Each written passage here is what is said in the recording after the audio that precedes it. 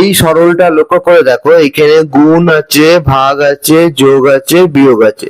তাহলে সাধারণ নিয়ম অনুযায়ী এখানে আমাদের সবার আগে ভাগের কাজ, তারপর গুণের কাজ, তারপর যোগ এবং সবার শেষে বিয়োগের কাজ করার কথা।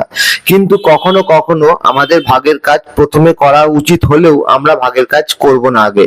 কোন সময় করব না? দেখো এই অঙ্কটা লক্ষ্য করে দেখো, যদি ভাগের ক্ষেত্রে কখনো যেই সংখ্যাটাকে ভাগ করব সেই সংখ্যাটা যদি ছোট সংখ্যা হয়, অর্থাৎ এখানে দেখো 3কে 6 দিয়ে ভাগ করতে বলা হয়েছে, সেটা আমরা করতে পারবো না, কারণ 3 6 থেকে ছোট সংখ্যা। এই ধরনের কন্ডিশন এলে সেই ক্ষেত্রে আমরা ভাগের আগে গুণ করব। তাহলে এই ক্ষেত্রে যেহেতু 3 সংখ্যাটা 6 থেকে ছোট, সেই জন্য এই ক্ষেত্রে আমরা ভাগ করতে পারবো না।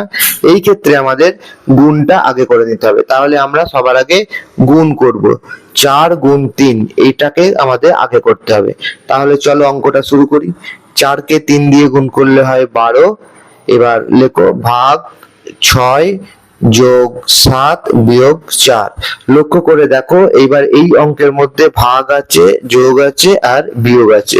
তাহলে সরলের সাধারণ নিয়ম অনুযায়ী আমাদের আগে ভাগের কাজ করতে হবে, তারপর যথাক্রমে যোগ আর সবার শেষে বিয়োগের কাজ করব। তাহলে আগে এই অংশের কাজটা আমাদের করে নিতে হবে, অর্থাৎ 12কে 6 দিয়ে ভাগ করলে হয় 2 যোগ 7 বিয়োগ 4।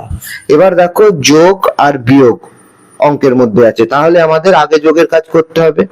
তাহলে এই অংশের কাজটা আগে করব। 7 আর 2 এ যোগ করলে হয় 9 বিয়োগ 4, আর 9 থেকে 4 বাদ দিলে হয় 5। উত্তর হবে নির্ণেয় সরল ফল 5।